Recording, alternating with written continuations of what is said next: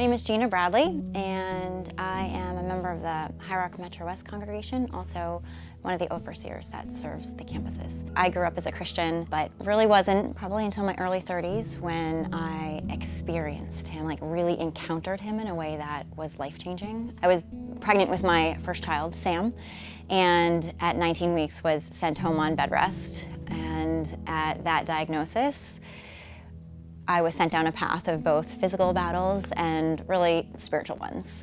But just as quickly, God showed up in ways that I didn't expect, but He knew I needed. I would often be having an experience of fear, that's the only way to describe it, and could not catch my breath. But I would hear God reach out to me with, almost audibly, with the same very simple question: do you trust me?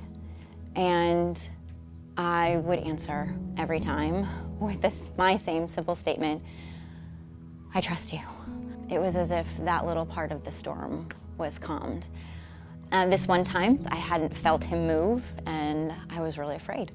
And I remember laying in my bed, and I said, Lord, I need Him to move. I need you to move Him. And I felt something. And of course, I was like, I'm not sure. Lord, if that was you, can you do it again? Like, I really need a good one. And in that instant, Sam kicked so hard. It was unbelievable.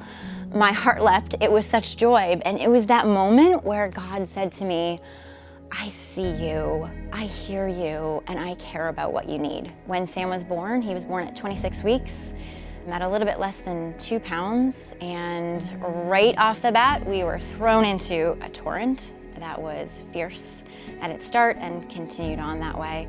Sam had brain bleeds when he was born, and a hole in his heart, and a torn larynx, and he couldn't breathe, and he couldn't eat.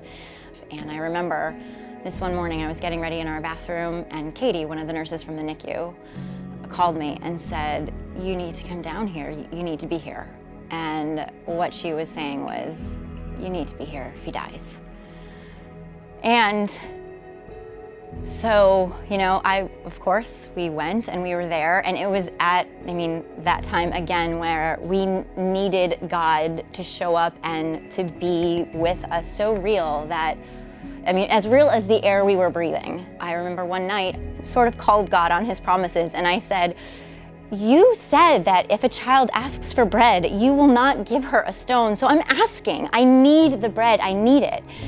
And my friend from London, who was in London at the time, sent me an email and said, I was praying for Sam and for you all, and God gave me a picture. And it was a picture of a white, spongy substance that tasted like honey and gave me the satisfaction as if I were eating.